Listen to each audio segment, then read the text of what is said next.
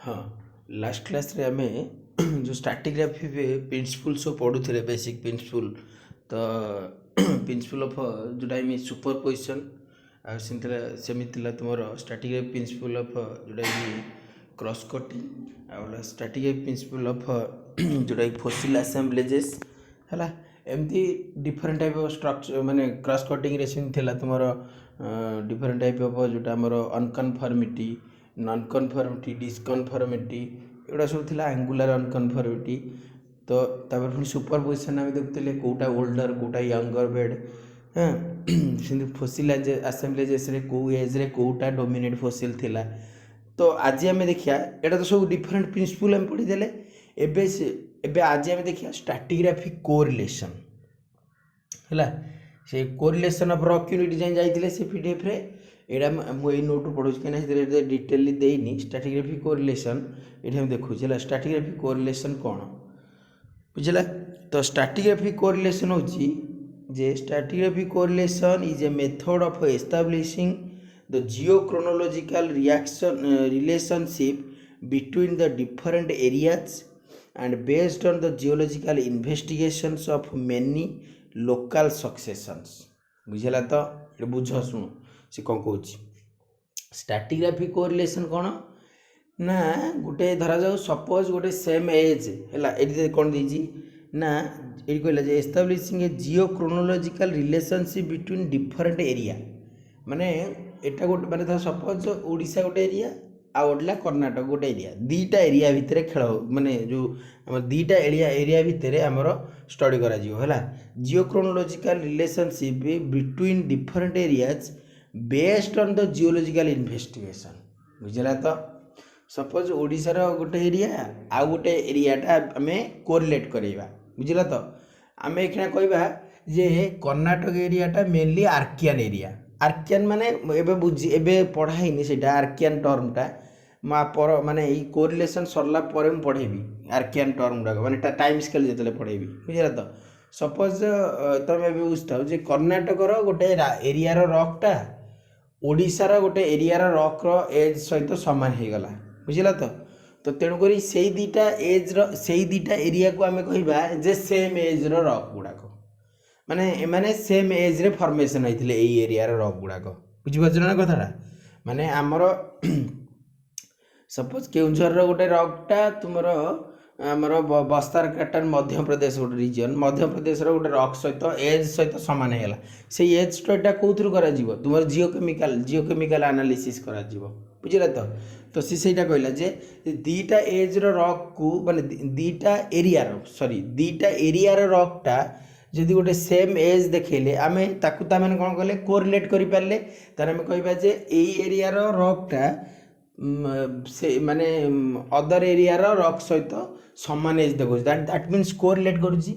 एला रॉक रो as study correlate करि पारले सेमती आहुरी बहुत जिंस अछि फॉसिल कंटेंट रु भी सपोज ए एरिया गोटे एरिया रो रॉक रे एई फॉसिलटा रहउची आउ गोटे एरिया रो भी सेई फॉसिलटा गोटे रॉक रे देखा जाउची ताने एटा को आमे कोरिलेट करि परिबा सेटा से कहउची जे stratigraphic correlation it is an establishing the geochronological relationship it is an establishing देखो बुझ जियोक्रोनोलॉजी कौन पढ़िया एबे आ पर अछि जियोक्रोनोलॉजी आ टाइम यूनिट एटा पढ़िया से कहउची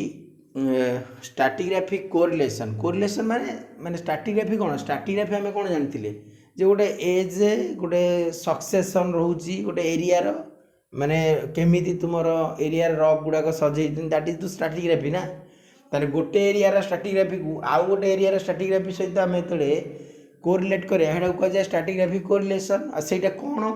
ना सेटा से कहूँ जे stratigraphic correlation it is an establishing of geochronological relationship between geochronological relationship between क्या भितर बिटवीन द डिफरेंट एरिया बुझल तो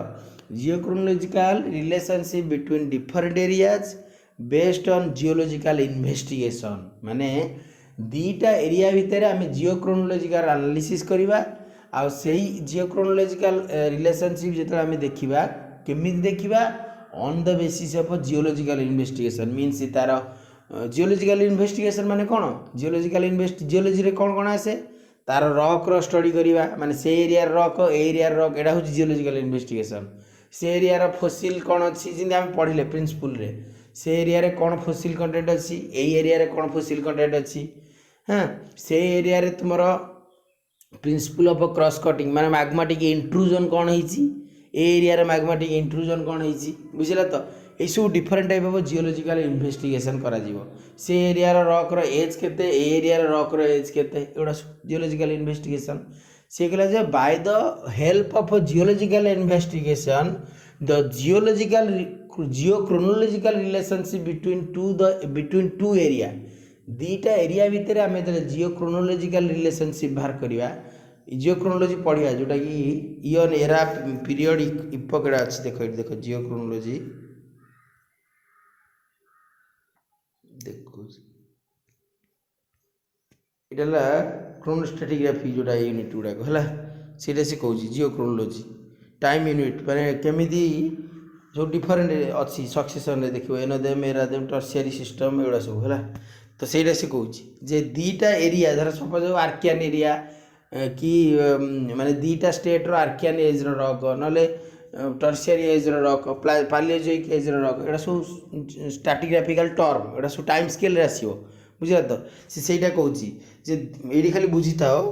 जो स्ट्रैटिग्राफी कोरिलेशन माने से कहूँ जे दीटा एरिया भितर दीटा डिफरेंट एरिया अच्छी से दीटा डिफरेंट एरिया भितर जियोक्रोनोलॉजिकल रिलेशनशिप बाहर करवा है जियोक्रोनोलॉजी है क्रोनोलॉजिकल ऑर्डर रे जियोलॉजी माने आर्थ रो है जियोक्रोनोलॉजी जोटा कहूँ से कहूँ जो geochronological relationship between the two area which can be determined by the help of geological investigation that is called stratigraphic correlation बुझला तो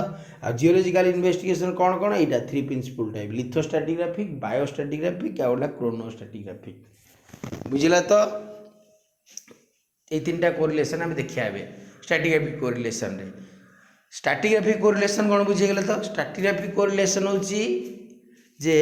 it is an establishing of stratigraphic correlation is an establishing of এটা establishing करा जीवो हैला stratigraphic correlation it is an establishing of the relationship between by geochronological relationship between the two area हैला the geochronological relationship between two area by the help of a geological investigation that is called stratigraphic correlations बुझला तो there are various methods of stratigraphic correlation टा different type of आम कहले जे stratigraphic correlation टा काहाकू नहीं study करी हबो जे geological investigation करिकी तो जियोलॉजिकल इन्वेस्टिगेशन कौन कौन आइला गोटेला लिथोस्ट्रैटिग्राफिक कोरिलेशन बायोस्ट्रैटिग्राफिक कोरिलेशन एंड क्रोनोस्ट्रैटिग्राफिक कोरिलेशंस बुझला तो फास्ट आसिला तुमरो लिथोस्ट्रैटिग्राफिक कोरिलेशंस बुझला तो लिथोस्ट्रैटिग्राफिक कोरिलेशन तो लिथोस्ट्रैटिग्राफी लिथो टर्म कौन लिथो टर्म होची रॉक जोटा रॉक यूनिट गुड़ाक है माने गोटे स्ट्रैटिग्राफिक रीजन रे लिथो माने रॉक रो स्टडी करिकी आम जानिपारे लिथोस्ट्रैटिग्राफिक कोरिलेशन माने गोटे जिन कहूथि तुम बुझोथि जे गोटे एरिया रॉक को आउ गोटे एरिया रॉक सहित आम कोरिलेट करिया सेटा से कहूँ it deals with the physical lithologic or rock types है rock types change both vertically in a layering or a bedding of varying rock types and laterally changing environment of deposition known as a facies change जोटा कि आम पढ़ी सारी already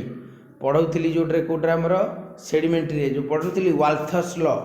जोटा कि लैटराली गले तार एनवायरमेंट चेंज होची वर्टिकाली गले तार रॉक टा चेंज होची डिफरेंट टाइप ऑफ रॉक देखो सेटा से कहूँ से कौन कहला देख ये कौन पॉइंटा कहला से कहला जे it deals with the physical lithologic है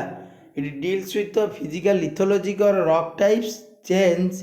both vertically in layering or bedding of varying rock types and laterally changing environment है माने वर्टिकली डायरेक्शन रे जो इनती नथिला हमर डिफरेंट टाइप ऑफ रॉक थिला एमती different type of rock layer गुडा थिला तो जिते आम भर्टिकल डायरेक्शन जाऊे से रॉक कौन हो कंपोजिशन चेंज हो डिफरेंट टाइप ऑफ रॉक देखा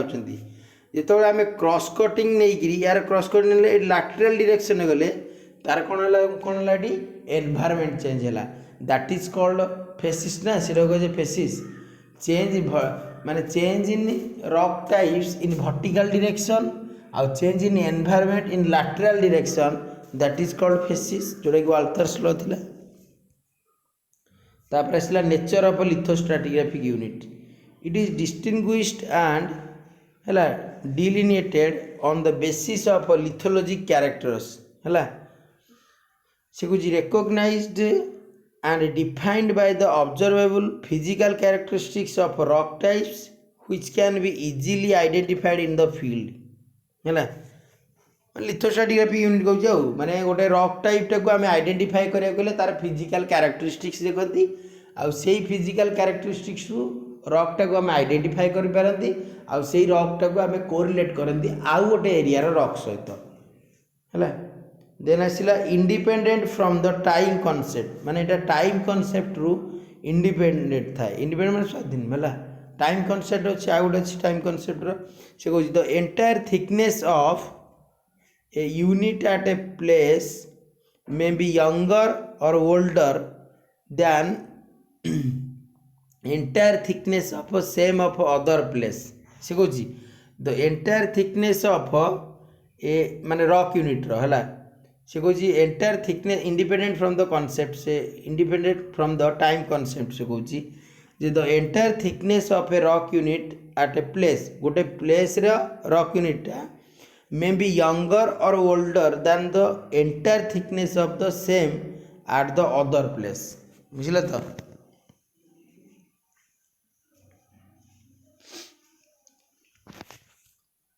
तापर सरफेस फॉर्म से कह geomorphic or vegetation expression of a lithostratigraphic unit माने जदि कौन सी जियोमॉर्फोलॉजिकल माने फीचर कि नले vegetation expression of a lithostratigraphic unit may be a subsidiary character for its identification बुझे तो। एनी जियोमॉर्फोलॉजिकल फीचर्स आम जो पढ़ले लैंडफॉर्म सब जियोमॉर्फोलॉजिकल फीचर्स बा वेजिटेशंस किसी थिले भी आम कहीपर जे यही रॉकटा थी बोली अच्छी तार अच्छी सब कह जाए तुम बायोलॉजिकल सर्भेर हेटा हूँ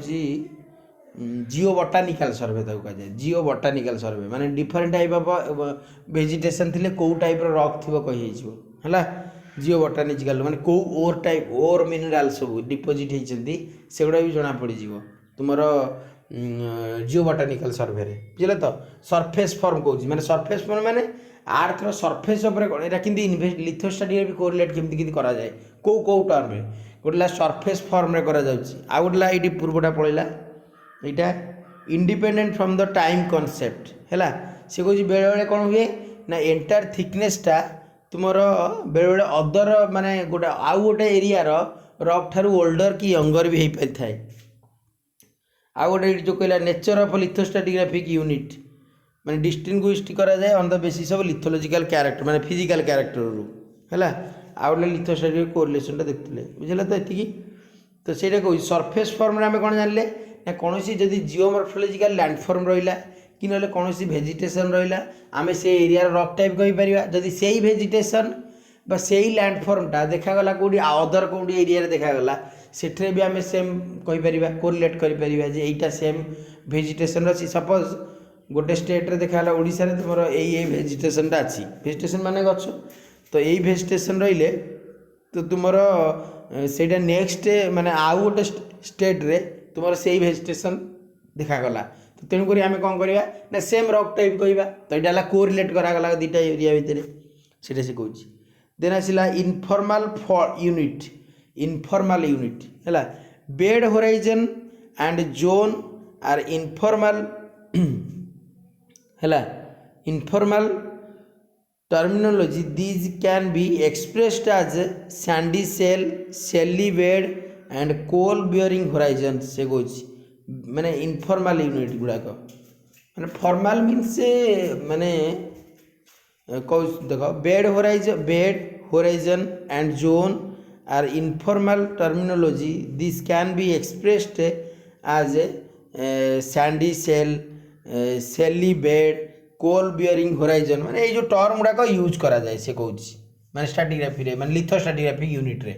लिथोस्ट्राटिग्राफिक यूनिट रे कौन रॉक गुड़ाक आउछन्ती रॉक रो स्टडी करा होछि तो सेटा से कहूँ जे सैंडी बेड को आजीवो सैंडी माने तुमरो कोल बियरिंग होराइजन को आजीवो होराइजन टर्मटा यूज कराला देन सेली बेड को आजीवो सेडिमेंट रे हम पढ़ नथिले सैंडी सेल तापरे पेबली सैंडस्टोन कौन थे पेबली सैंडस्टोन माने जो सैंडस्टोन रे पेबल गुड़ाक थी अधिक सीटा से कहूँ जे यही सब टर्म इनफॉर्मल यूनिट गुड़ाक आम यूज करते टर्मिनोलॉजी गुड़ाक है bed horizon and zone are informal terminology this can be expressed as a sandy shale shaly bed coal bearing horizons बुझला तो नेक्स्ट आसला ए सॉइल स्ट्राटिग्राफिक यूनिट्स है सॉइल स्ट्राटिग्राफिक यूनिट कौन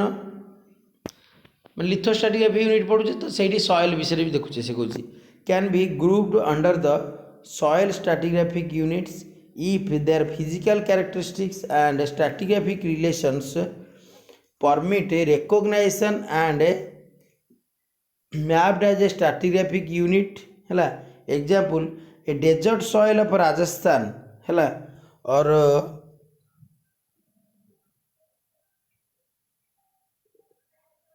black cotton soil of Deccan green soil एटा सब से कहूँ मैंने माने कह कथा जे सॉइल स्ट्राटिग्राफिक यूनिट कौन ना can be grouped under the soil stratigraphic unit if their physical characteristics and stratigraphic relation permits the recognition and mapping as a stratigraphic unit माने कह कथा जे आमे गोटे पर्टिकुलर गोटे एरिया रो सॉइल स्ट्राटिग्राफी माने सॉइल टाउ स्टडी करी अल्सो माने जमी आम लिथोस्ट्राटिग्राफिक बायोस्ट्राटिग्राफिक क्रोनोस्ट्राटिग्राफिक एटा देखुचे से छाड़ सेमती तुम लिथोस्ट्राटिग्राफी माने आमर सॉइलटा केमती होची रॉकटा तुम वेदर इरोजन ही सॉइल होची ना तो सहीटा से कहूँ जे कौन सॉइल स्ट्राटिग्राफिक स्टडी माने कौन एरिया जब आम सॉइलटा स्टडी करवा से एरिया अल्सो आम कौन कहीपर ना पर्टिकुलर एरियाटा भी स्ट्राटिग्राफिकली मेजर कर सपोज जमी कहला जे desert soil of Rajasthan desert soil of Rajasthan माने आम कौन कह आरावली रीजन स्ट्राटिग्राफिकली कह जाए आरावली स्ट्राटिग्राफिकली कह जाए आरावली रीजन है माने जियोलॉजिकल स्ट्राटिग्राफी अनुसार किंतु एटा कौन एक्चुअली सॉइल स्टार्ट माने डेजर्ट सॉइल कहले हम क्या बुझे राजस्थान रीजन को अल्सो जियोग्राफिकली कह जाए जियोग्राफिकली आम स्टेट नाटा कौन कह राजस्थान कहीपर इंडिया डेजर्ट सॉइल कौन आम इंडिया आउ कौट देखा कि से राजस्थान पार्ट मैक्सिमम देखा बुझेगा तो सहीटा से कहूँ जे soil stratigraphy soil physical characteristics soil stratigraphic study करने द्वारा आम गोटे एरिया माने फिजिकल कैरेक्टरिस्टिक्स स्टडी करने द्वारा आम गोटे एरिया पर्टिकुलर आम जानीपे कौन ना जमी सॉइल स्ट्राटिग्राफी डेजर्ट सॉइल आम कौन जानुचे जे एटा गोटे तुम Rajasthan desert soil Aravalli region सेमती तुम ग्रीन सॉइल एटा गोटे ग्रीन सॉइल अच्छी है ग्रीन सॉल बोधे that equal to black cotton soil of Deccan region है ग्रीन सॉल है ब्लैक कॉटन सेल कौड़ा ब्लैक कॉटन सॉइल हो तुम जोटा कि ब्लैक कॉटन सॉइल को कौन कह जाए कौनटा कृष्ण मूर्तिका ना कौन गोटे कहती सहीटा बुझल तो black cotton soil of Deccan बुझल तो डेक्कनटा कौ रीजन डेक्कनटा हूँ गोटे जियो स्ट्राटिग्राफिकल ना कहीदेला जियोलॉजिकल ना तेणुक डेक्कनटा जब आम जियोग्राफिकली देखिए कौ रीजनटा हूँ महाराष्ट्र रीजन बुझल तो मेनली महाराष्ट्र रीजन तो सहीटा से कहूँ जे पर्टिकुलर गोटे सॉइल स्टार्ट माने कि कोरिलेट कराऊे पर्टिकुलर गोटे सॉइल स्ट्राटिग्राफिक स्टडी करने द्वारा आम आइडेंटिफाए करुचे गोटे एरिया माने गोटे एरियाटा कौ एज अंडर रे आसुची स्ट्राटिग्राफिकली बुझला तो देन आसला बाउंड्री है बाउंड्री स्टडी कराऊँ से कहूँ both vertical and lateral boundaries of lithostratigraphic units are placed at a positions of lithologic changes of boundaries are placed at a sharp contact or may be fixed within zone of gradation है boundary कहले कौन ता कह कथा जे गोटे area रे आम जो जाऊे लिथोस्ट्राटिग्राफी कथा कहूँ ଯଦି ଗୋଟେ ଏରିଆରେ ଆମେ ଯାଉଛେ ଯଦି ସେ ଏରିଆର କୌଣସି ଆମେ ଏକ୍ସପୋଜର ପାଇଲେ, ଏକ୍ସପୋଜର ମିନ୍ସ ସେ ଆଉଟ ଯେଉଁଟା ବାହାରକୁ ଆମ ସର୍ଫେସରେ ଦେଖାହେଉଛି ରକ୍ ଷ୍ଟଡି ଗୁଡ଼ା କରାହେଉଛି ହେଲା, ରକ୍ ଗୁଡ଼ାକ ସେ ରକ୍ର ଯଦି ଆମେ ଭର୍ଟିକାଲ ଡିରେକ୍ସନରେ ଯାଉଛନ୍ତି କି ନହେଲେ ହୋରାଇଜେଣ୍ଟାଲ ଲାଟେରାଲ ଡିରେକ୍ସନରେ ଯାଉଛନ୍ତି, ସେଥିରେ କ'ଣ ହୁଏ ରକ୍ ଆଉ ରକ୍ ଭିତରେ କଣ୍ଟାକ୍ଟ ଦେଖାଯାଏ। ମିନ୍ସ ସପୋଜ ଆମେ କିଛି ବାଟ ଗଲେ 1 କିଲୋମିଟର ଗୋଟେ ଟାଇପ୍ର ରକ୍ ଦେଖାଯାଉଥିଲା, ସପୋଜ ଗୋଟେ ଗ୍ରାନାଇଟ୍ ରକ୍, ତୁମେ ତ ପଢ଼ି ସାରିଲାଣି ପେଟ୍ରୋଲୋଜି, ସପୋଜ ଆମେ କିଛି ବାଟ ଗଲେ ଗ୍ରାନାଇଟ୍ ରକ୍ଟା ଦେଖାଗଲା, ତ ତାପରେ କିଛି 1 କିଲୋମିଟର ପରେ ଆଉ ଗୋଟେ ରକ୍ ଦେଖାଗଲା, ତ ଦ୍ୟାଟ୍ ମିନ୍ସ ସେଇଟା କ'ଣ ଗୋଟେ ନ୍ୟୁ ରକ୍ ହେଇଗଲା, ସ୍ୟାଣ୍ଡଷ୍ଟୋନ୍, ସପୋଜ ସ୍ୟାଣ୍ଡଷ୍ଟୋନ୍ ଦେଖାଗଲା। ତ ସେ ଯେଉଁ ଗ୍ରାନାଇଟ୍ ଆଉ ସ୍ୟାଣ୍ଡଷ୍ଟୋନ୍ର ଗୋଟେ ମିଟିଂ ପଏଣ୍ଟ ଥିବ, ଯେଉଁ ପଏଣ୍ଟରୁ ହିଁ ସ୍ୟାଣ୍ଡଷ୍ଟୋନ୍ଟା ଷ୍ଟାର୍ଟ ହେଇଛି, ତ that is called contact study ବି କରାଯାଏ। କେଉଁଟା ଏଇଟା ବାଉଣ୍ଡ୍ରି ପ୍ରୋବ୍ଲେମ୍ ସେ କହୁଛି ଏଠି, ଯେ both vertical and lateral boundaries of lithostratigraphic units, ମାନେ ଭର୍ଟିକାଲ ଡିରେକ୍ସନ୍ ହେଉ କି ଲାଟେରାଲ ଡିରେକ୍ସନ୍ ହେଉ, ଯେଉଁ ବାଉଣ୍ଡ୍ରିଜ୍ ଆମେ ପାଆନ୍ତି are placed at the position of lithologic changes. ସେଇଟା ଲିଥୋଲୋଜିକାଲ ଚେଞ୍ଜେସ୍ କହିବା ଆମେ, କାହିଁକିନା କାରଣ ଗ୍ରାନାଇଟ୍ର କମ୍ପୋଜିସନ୍ ଅଲଗା, ସିଏ ଗୋଟେ ଟାଇପ୍ର ରକ୍, ଗ୍ରାନାଇଟ୍ର କମ୍ପୋଜିସନ୍ ହେଲା କ୍ୱାର୍ଟଜ ଆଣ୍ଡ ପଟାସ୍ ଫେଲ୍ସପାର୍, ସିଏ ଗୋଟେ ଇଗ୍ନିୟସ୍ ରକ୍। ତ ଯେତେବେଳେ ଆମେ ଆଉ ଗୋଟେ ରକ୍ ପାଇଲେ, ସ୍ୟାଣ୍ଡଷ୍ଟୋନ୍ ପାଇଲେ, ଦ୍ୟାଟ୍ ଇଜ୍ ଗୋଟେ ସେଡ଼ିମେଣ୍ଟାରୀ ରକ୍, ତାର କମ୍ପୋଜିସନ୍ ହେଉଛି ତୋର ଗ୍ରେଟର ଦାନ୍, ମାନେ ସ୍ୟାଣ୍ଡଷ୍ଟୋନ୍ର ବହୁତ ସ୍ୟାଣ୍ଡଷ୍ଟୋନ୍ ଅଛି, ସପୋଜ ଆମେ ପାଇଲେ କ୍ୱାର୍ଟଜ ଆରାନାଇଟ୍ଟା ହେଉଛି ଗ୍ରେଟର ଦାନ୍ 95% କ୍ୱାର୍ଟଜ ରହିଛି, ବୁଝିଲା ତ ତାର କମ୍ପୋଜିସନ୍ ଅଲଗା। ତ ସେଇଟା ସେ କହୁଛି ଯେତେବେଳେ ଆମେ ମାନେ କୌଣସି ଏରିଆର ବାଉଣ୍ଡ୍ରି ଦେଖୁଛେ ରକ୍ର, ମାନେ ଲିଥୋଷ୍ଟ୍ରାଟିଗ୍ରାଫିକ୍ ୟୁନିଟ୍ କଥା କହୁଛି ହେଲା, ଲିଥୋଷ୍ଟ୍ରାଟିଗ୍ରାଫିକ୍ ୟୁନିଟ୍ରେ ଆମେ ଯେଉଁ ସବୁ ଷ୍ଟଡି କଲେ ଏଇଟା ହେଉଛି କ'ଣ ରକ୍ର ଷ୍ଟଡି କଥା ପଡ଼ିଛି, ବୁଝିଲା ତ ଏଠି ଯେଉଁ ଯେତେବେଳେ ଆମେ ବାଉଣ୍ଡ୍ରି ଷ୍ଟଡି କରୁଛନ୍ତି, ସେ କହୁଛି ଯଦି ଭର୍ଟିକାଲ ଡିରେକ୍ସନ୍ରେ ହେଉ କି ଲାଟେରାଲ ଡିରେକ୍ସନ୍ରେ ହେଉ, ରକ୍ଟା ତାର କମ୍ପୋଜିସନ୍ ଚେଞ୍ଜ କରିବ, ଅଲସୋ ତାଙ୍କ ଭିତରେ ବାଉଣ୍ଡ୍ରି କଣ୍ଟାକ୍ଟ ବି ଆସିବ। ତ ସେଇଟା ସେ କହୁଛି ହେଲା। ଆଉ ବେଳେବେଳେ ଗ୍ରେଡେସନ୍ ବି ଦେଖାନ୍ତି ହେଲା।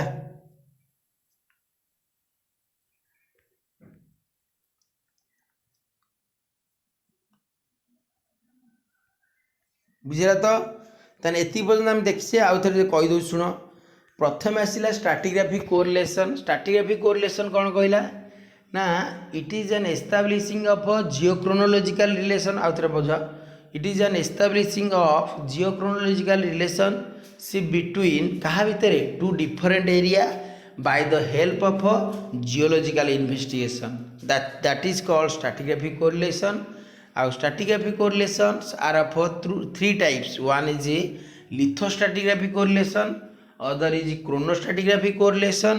and other is ଆଉ ଗୋଟେ ହେଉଛି ବାୟୋଷ୍ଟ୍ରାଟିଗ୍ରାଫିକ୍ କୋରିଲେସନ୍। ଆମେ 3ଟା ଯାକ ପଢ଼ିନେ, ଆମେ ଗୋଟିଏ ପଢ଼ୁଥିଲେ। ତ ଲିଥୋଷ୍ଟ୍ରାଟିଗ୍ରାଫି ଏପର୍ଯ୍ୟନ୍ତ ଯାଇ ସରିନି ଲିଥୋଷ୍ଟ୍ରାଟିଗ୍ରାଫିକ୍ କୋରିଲେସନ୍। ଯେଉଁ ଲିଥୋଷ୍ଟ୍ରାଟିଗ୍ରାଫିକ୍ କୋରିଲେସନ୍ଟା କ'ଣ କହିଲା ନା, ଲିଥୋଷ୍ଟ୍ରାଟିଗ୍ରାଫିକ୍ କୋରିଲେସନ୍ କହୁଛି ଗୋଟେ ଏରିଆର ମାନେ ମାନେ ରକ୍ ଲିଥୋ ମିନ୍ସ ରକ୍ ହେଲା, ରକ୍ ୟୁନିଟ୍ ଗୁଡ଼ାକ। ଲିଥୋଷ୍ଟ୍ରାଟିଗ୍ରାଫିକ୍ ଏରିଆ ହେଉଛି ଗୋଟେ ଏରିଆକୁ ଆମେ ଯିବା, ସେ ଏରିଆର ରକ୍ ୟୁନିଟ୍ର ତୁମର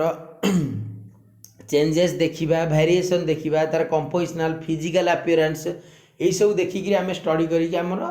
ତାକୁ କୋରିଲେଟ୍ କରିବା ଆଉ ଗୋଟେ ଏରିଆ ସହିତ। ମାନେ ଗୋଟେ ଏରିଆର ରକ୍ର ଡିଫରେଣ୍ଟ ଟାଇପ୍ ଅଫ୍ ଷ୍ଟଡ଼ି କରିବା। ଯେମିତି ଡିଫରେଣ୍ଟ ଟାଇପ୍ ଅଫ୍ କ'ଣ ଷ୍ଟଡ଼ି କଲେ, ମାନେ ସପୋଜ ଗୋଟେ ଲିଥୋଲୋଜିକାଲ ଯେଉଁ ଲିଥୋଷ୍ଟ୍ରାଟିଗ୍ରାଫିକ୍ ୟୁନିଟ୍ ଯେଉଁ କହିଲା, ଗୋଟେ ରକ୍ ୟୁନିଟ୍ ନେଲେ, ସେଇ ରକ୍ର ଗୋଟେ ଏରିଆର ରକ୍ଟାକୁ ତାର ଡିଫରେଣ୍ଟ ଟାଇପ୍ ଅଫ୍ ଷ୍ଟଡ଼ି କରିବା, ସେଇ ଷ୍ଟଡ଼ିଟାକୁ ଆମେ ଆଉ ଗୋଟେ ଏରିଆର ରକ୍ ସହିତ କୋରିଲେଟ୍ କରିବା। ଯଦି ମାନେ କୋରିଲେସନ୍ ହେଇଗଲା, ଦ୍ୟାଟ୍ ଇଜ୍ କଲ୍ଡ ଲିଥୋଷ୍ଟ୍ରାଟିଗ୍ରାଫିକ୍ କୋରିଲେସନ୍। ତ ସେ ଯେଉଁ ଷ୍ଟଡ଼ିରେ ଭିତରେ କ'ଣ କ'ଣ ଆସିଲା, ଗୋଟେ କହିଲା ସପୋଜ ଆମେ ଗୋଟେ ଏରିଆର ମାନେ ଯଦି ଆମେ ଗୋଟେ ଏରିଆକୁ ଯାଆନ୍ତି, ସେ ରକ୍ରେ 2ଟା ଟାଇପ୍ର ଭେରିଏସନ୍ ଦେଖାଏ। ଯଦି ଆମେ ଭର୍ଟିକାଲ ଡିରେକ୍ସନ୍ ଯାଆନ୍ତି, ସେ ରକ୍ର କମ୍ପୋଜିସନାଲ୍ ଭେରିଏସନ୍ ଆସିବ। ଯଦି ହୋରାଇଜେଣ୍ଟାଲ ଡିରେକ୍ସନ୍ରେ ଆମେ ହୋରାଇଜେଣ୍ଟାଲ ଡିରେକ୍ସନ୍ରେ କ୍ରସ୍ କଟ୍ କରନ୍ତି, ଏ ଯେଉଁ ହୋରାଇଜେଣ୍ଟାଲ ଡିରେକ୍ସନ୍ରେ କଟିଂ କରନ୍ତି, ତାହେଲେ ସେଥିରେ ଏନଭାୟରମେଣ୍ଟାଲ ମାନେ ଭେରିଏସନ୍ ଆସିବ। ଦ୍ୟାଟ୍ ମିନ୍ସ ସେଇଟାକୁ କୁହାଯାଏ ଫେସିସ୍ ଭେରିଏସନ୍, ସେଇଟାକୁ ଫେସିସ୍ କୁହାଯାଏ, ବା ତାକୁ କୁହାଯାଏ ଯେଉଁ ୱାଲଥର୍ସ ଲ ଯେତେବେଳେ ପଢ଼ିଥିଲ, ବୁଝିଲ ତ। ଦେନ୍ ଆସିଲା ନେଚର୍ ଅଫ୍ ଲିଥୋଷ୍ଟ୍ରାଟିଗ୍ରାଫିକ୍ ୟୁନିଟ୍। ସେ କ'ଣ କହିଲା ନା, ଗୋଟେ ଏରିଆର ରକ୍ଟା, ସେ କହୁଛି ଗୋଟେ ଏରିଆର ରକ୍ଟାକୁ ତାର ଫିଜିକାଲ୍ କ୍ୟାରେକ୍ଟରିଷ୍ଟିକ୍ସଟା ଯଦି ଗୋଟେ ଅଦର ଏରିଆର ଫିଜିକାଲ୍ କ୍ୟାରେକ୍ଟରିଷ୍ଟିକ୍ସ ସହିତ ସମାନ ହେଇଗଲା, that is called stratigraphic correlation ବା ଲିଥୋଷ୍ଟ୍ରାଟିଗ୍ରାଫିକ୍ କୋରିଲେସନ୍। ଆଉ ଗୋଟେ କହିଲା ଯେ independent from the time concept ହେଲା। ଟାଇମ୍ କନସେପ୍ଟ ମିନ୍ସ ବେଳେବେଳେ କ'ଣ ହୁଏ ନା, ଗୋଟେ ଏରିଆର entire thickness of the rock ୟୁନିଟ୍ଟା कौन हुए सपोज बेले बेले कौन हुए ओल्डर कि यंगर होता है से सेम एज रो किंतु अदर एरिया रॉकटा माने यहाँ हूँ independent from the time unit मैं टाइम रू बेले इंडिपेंडेंट है बेले बेले कोरिलेट भी हुए बुझे तो बुझीपार नहीं माने सपोज गोटे एरिया माने सेम एज धर धर आर्कियान गोटे एज है आर्कियान एज रॉक ओडिशार रॉकटा आर्कियान एज कर्णाटक सहित बेले बेले माने कोरिलेट हो जाए बेले बेले माने इंडिपेंडेंट थाए माने ओल्डर यंगर हो जाए माने आग पछ हो जाए सपोज से एज रॉकटा ये टिके को माने ओल्डर रे देखा जाउची आ सेही सेम एज रॉकटा जदी सेही टाइप सेही स्ट्रैटिग्राफी एज से टिके यंगर बा टिके माने आउ टिके परे देखा जाउची बुझिला तो सेटा से कहूची एटा गोटे स्टडी करियर जानचंती आ वाला सरफेस फॉर्म कौन ना कौन जदि से माने से रॉक रे कौन जदि जियोमॉर्फोलॉजिकल लैंडफॉर्म रही कि ना कौन भेजिटेशन रही सेगुड़ा को आम स्टडी करी आम जापर एरिया जियोमॉर्फोलॉजिकल लैंडफॉर्म आ भेजिटेशनटा गोटे other area geomorphological landform and vegetation सहित इक्वाल हो कोरिलेट करें देन आसला इनफॉर्मल सॉइल कौन इनफॉर्मल यूनिट कौन ना आम बेड होराइजन आ जोन एगुड़ा आम सब स्टडी करती बुझला तो एगुड़ा कहीं स्टडी करती ना एगुड़ा को यूज करती आम ये स्ट्रैटिग्राफिकली यूज करती जमी आम पढ़ी कोल बेयरिंग होराइजन सेली bed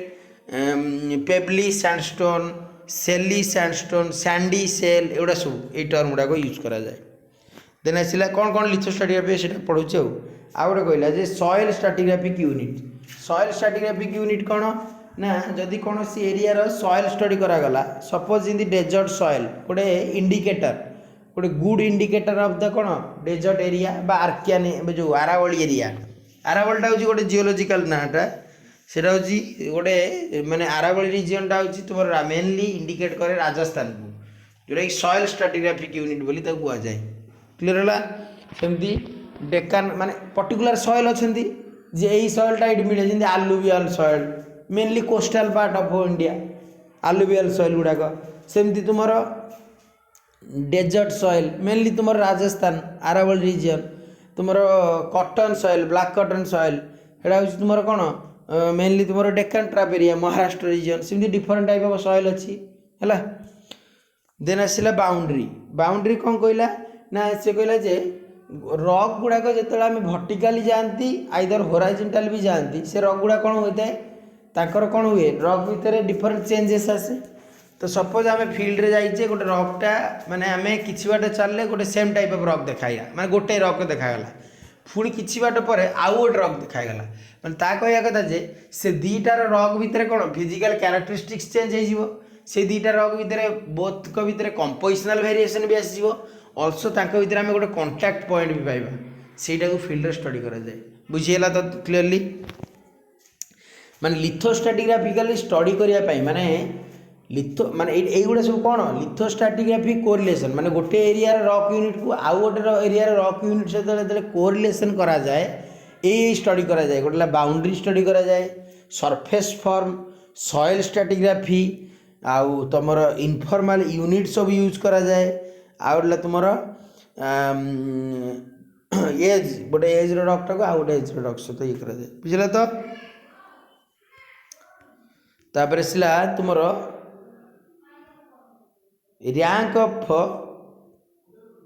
rank of formal लिथोस्ट्रैटिग्राफिक unit है रैंक ऑफ फॉर्मल माने एटा देखो एटा इंपोर्टेंट एटा पकाए एग्जाम रे पकाए एटा सीक्वेंसटा पकाई दब है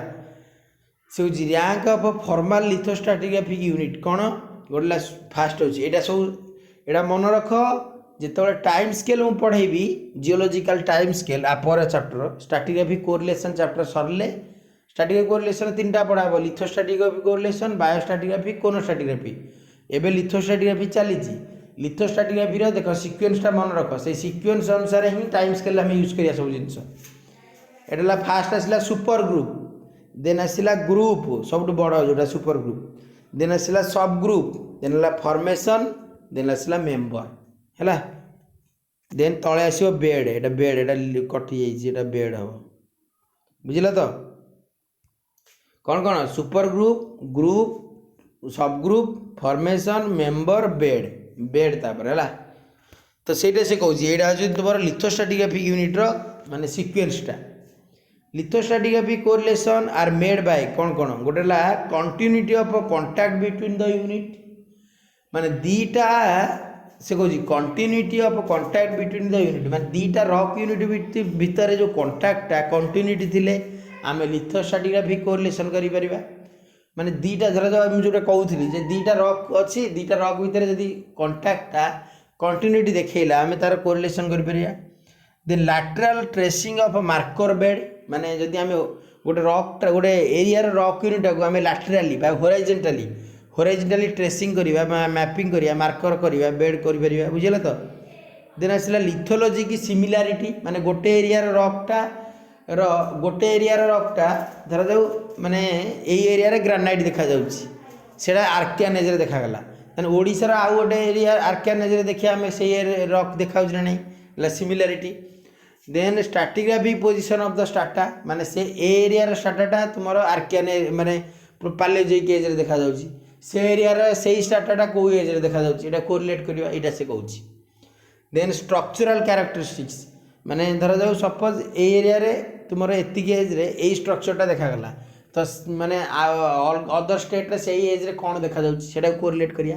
बुझिला तो। यदि सेम देखा गला ताने कोरिलेशन हे गला। तो स्ट्रैटिग्राफिक कोरिलेशन पाई लिथोस्ट्रैटिग्राफिक कोरिलेशन पाई कोन गोटेला continuity of the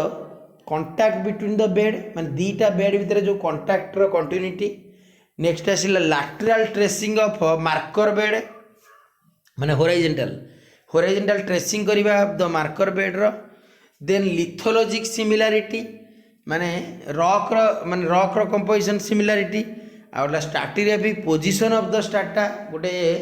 स्ट्राटार stratigraphic position माने एटा आर्कियन एज रे देखा जाउची ना पैलेओजोइक रे देखा जाउची ना प्रोटेरोजोइक एज रे देखा जाउची स्ट्रैटिग्राफिक एज हैला। Then structural characteristics of the माने से एरिया रो स्ट्रक्चर कोन प्रेजेंट अछि देखिया बुझिला तो एई सब भितर स्टडी करिया बुझिला तो। तापर फॉर्मेशन मेंबर बेड एटा देखो classification कहछि group sub group super group एटा अछि लिथोस्ट्रैटिग्राफिक यूनिट रो क्लासिफिकेशन बुझिला तो।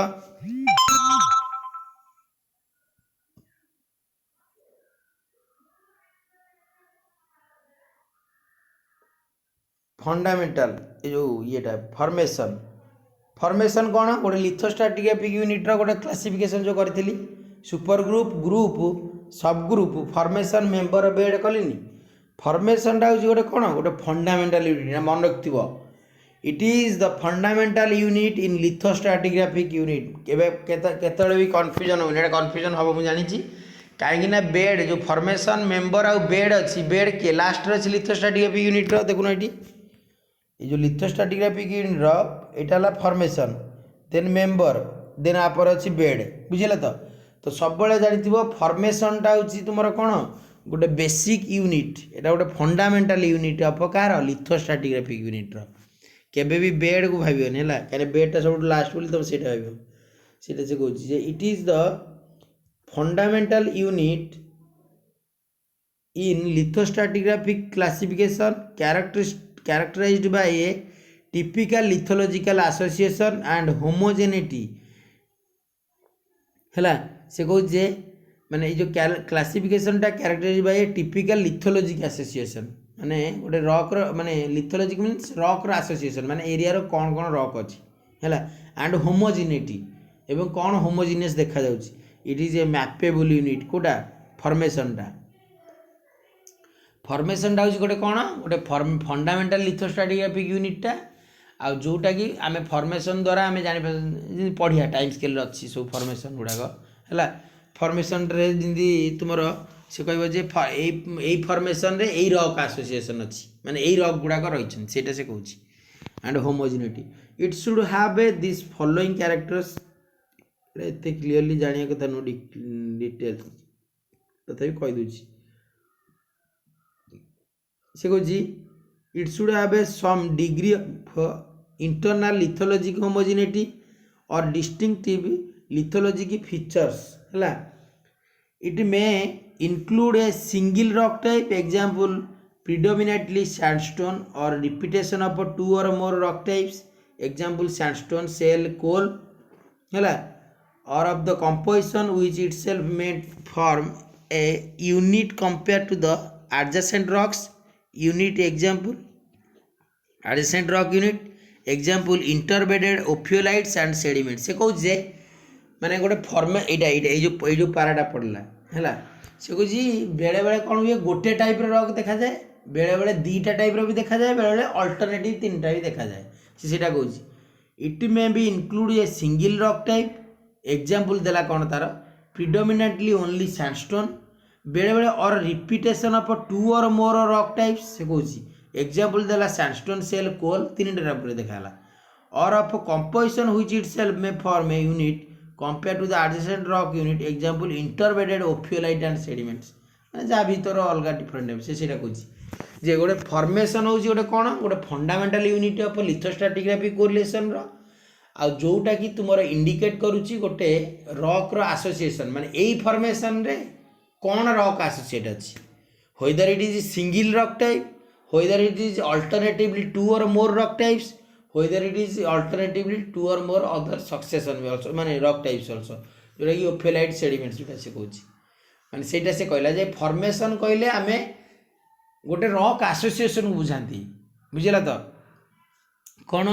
माने फॉर्मेशन कहले धरा जाओ सपोज गोटे फॉर्मेशन जियोलॉजिकल फॉर्मेशन अच्छी डिफरेंट टाइप ऑफ फॉर्मेशन अच्छी तो जमी कडाबार गोटे फॉर्मेशन गोटे कौन कडाबा सुपर ग्रुप गुलचेरु फॉर्मेशन जमी अच्छी गुलचेरु भेम्पेल फॉर्म डिफरेंट टाइप ना सब अच्छी फॉर्मेशन तो से एरिया रे कौन रॉकटा देखा जाए जदि सिंगल रॉक टाइप देखा गोटे लेखा हे जदि दीटा देखा दीटा लेखा हे से कहूँ जे गोटे फॉर्मेशनटा इंडिकेट करे गोटे प्रिडोमिनेटली गोटे सिंगल रॉक टाइप को अदरवाइज बेले बेले दी तीन टा रॉक टाइप को इंडिकेट करे बेले बेले दीटा रॉक भी करे बुझे से कहला single rock type predominantly sandstone example देदेला बेले बेले बेले बेले माने एटा देखा जाए बोली माने नहीं माने एमती गोटे एग्जांपल देला जस्ट आ यदि रिपीटेशन ऑफ द बेड देखा गला ताने कोल सैंड सेल तीनटा को रखा गला तो सेटा से कहूँ से कहूँ जे may also include a feature such as a graded bedding flutes and groove cast structure गुड़ा कथा कहला है convolution then presence of fossils characteristics heavy minerals सिस्टोज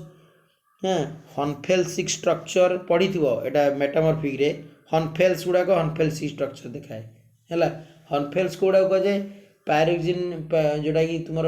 जो कंटाक्ट मेटामॉर्फिक गुड़ाक हॉर्नफेल्सिक टेक्सचर कहे ना structure in metamorphic rocks typically igneous textures एगुड़ा सब है देन एटा सब इंडिकेटर माने एगुड़ा ही तुमको दिया जाए से फॉर्मेशन रे माने जानी पारंती हम है then mappability in India a formation should be mappable on a scale of 1:50,000 scale गोटे स्केल रे मेजर करा जाए दी तीन टा स्केल अच्छी 1:50,000 1:1 मिलियन 1:250,000 एम सब अच्छी जो 25,000 एम सब अच्छी है देन नेक्स्ट क्लास रे आमे ये जो member bed group sub group एटा सब पढ़िया देन तुम्हारा बायोस्टैटिग्राफी कोरिलेशन देखिए आगु।